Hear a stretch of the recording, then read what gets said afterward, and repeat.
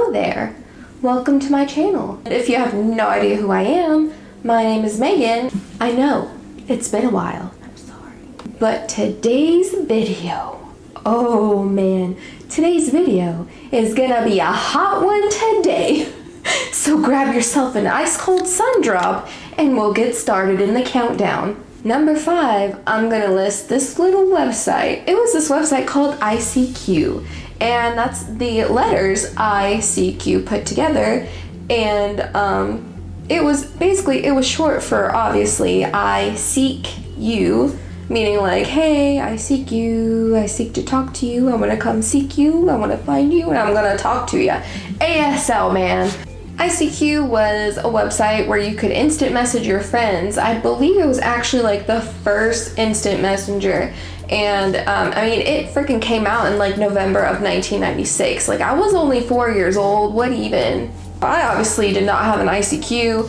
The only way I found out about ICQ was through my cousin, who I still remember logged in and showed me his ICQ and like what all you could do on it, and I just, oh my god, I thought it was so cool that you could do such a thing. ICQ definitely paved the way for future contenders such as MSN, Yahoo, and AIM. Although ICQ is no longer owned by the original company that started and created it, apparently they're still doing pretty well. They're getting like 11 million people per month still using this website, and it's still being actively developed and worked on and maintained and updated. So I mean, it's crazy. Ah yes, the number 4 spot.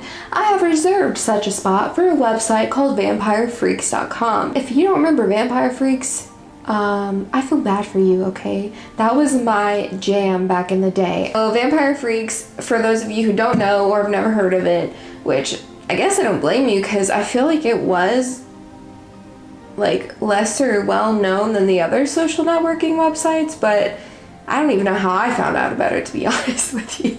Vampire Freaks was a social networking website, and it was mainly a social networking website for people who were into the alternative culture, such as emo kids, scene kids, goth kids, you know. Not limited to those groups of people, but it was pretty much exclusively for those types of people. I used to spend hours on this website just like looking and creeping on looking at random strangers' profiles and creeping on their profile. And what else was there to do? There was like forums, there was a chat room, there was also an online store. And the online store is actually the only thing from vampirefreaks.com that exists today. You can't access the social networking part anymore because it doesn't exist. The limit does not exist. Coming into the 3rd position, we have LiveJournal. I don't know why I made that voice, but we're gonna go with it. Hopefully a lot of you know what LiveJournal is. LiveJournal was around in the early to mid 2000s, and basically it was a website where you could have journal entries or diary entries. Of course, I had one. LiveJournal also had a feature that was like MySpace in the sense that you could like customize your layout page. Like, you could have your own layout and make your LiveJournal look completely different from someone else's LiveJournal. And I distinctly remember exactly what my LiveJournal layout was. Don't judge me, okay? I was 12 years old. I distinctly, specifically remember it was Simple Plan, and it had all the band members, and it was like a dark navy blue color, and it had like some light gray colors into it. So yeah, like, it's sad that I remember that. For me, LiveJournal was kind of like a bored hobby. I had this old Windows 95 computer in my room that was like our first family computer, but we had, it was like the 2000s by that point, so it was like a Windows 95.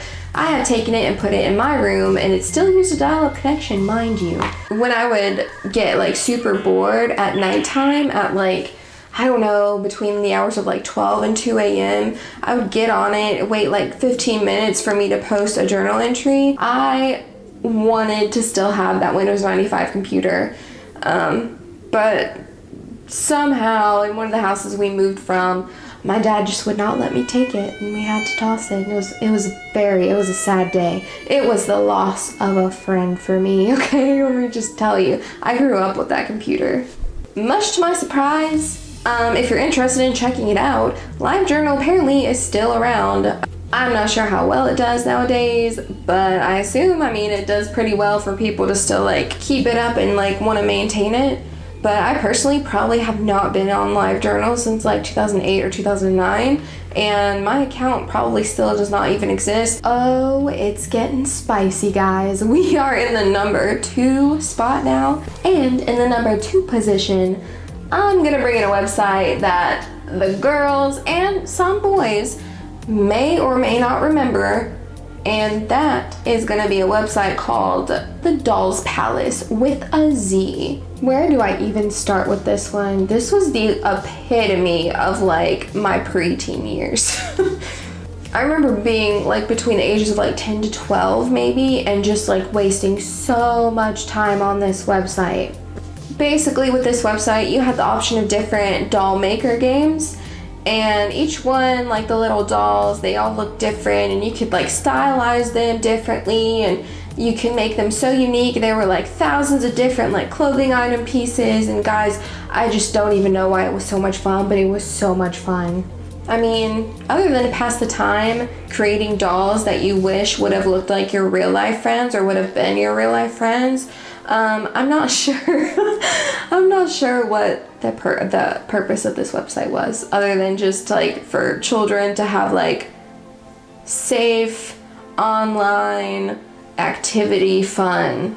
You get what I'm saying? Did that make sense? The number 1 spot, oh my god.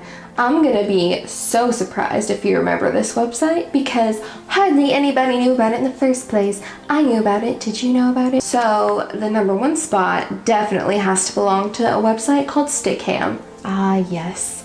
In the ancient times of T-Mobile Sidekicks, if you're as old as me, you vaguely remember the streaming service called Stickam. It was a video streaming service, mind you.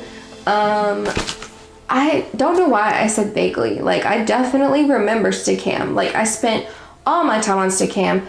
How Stickam worked, basically, your channel was like your room, I guess. And so, say you were visiting someone's room and you were watching them.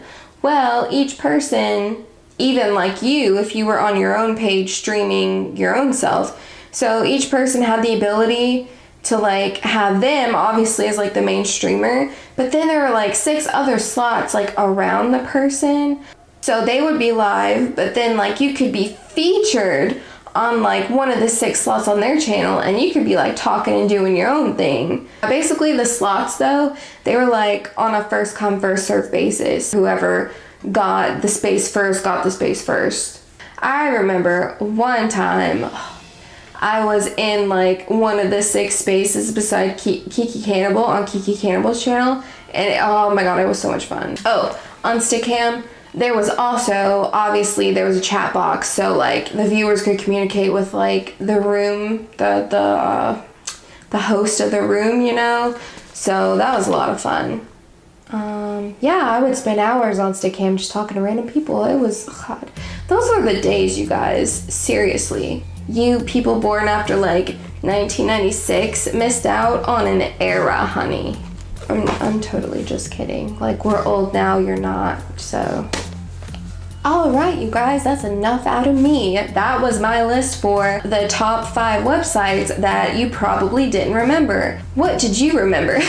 Did you remember any of them? Did you remember none of them? Let me know in the comments below, because I'm super excited to see, like, who remembers what. So yeah, thank you so much for watching this video. I hope you found it entertaining, and I know every freaking person and their mom asked this at the end of the video, but please, would you consider subscribing to my channel? It would seriously make my day, and I would just be so super happy. And I think for new subscribers, I'm going to start giving like shout outs at the end of each video. I think that would be cool. And I will see you the next time I see you.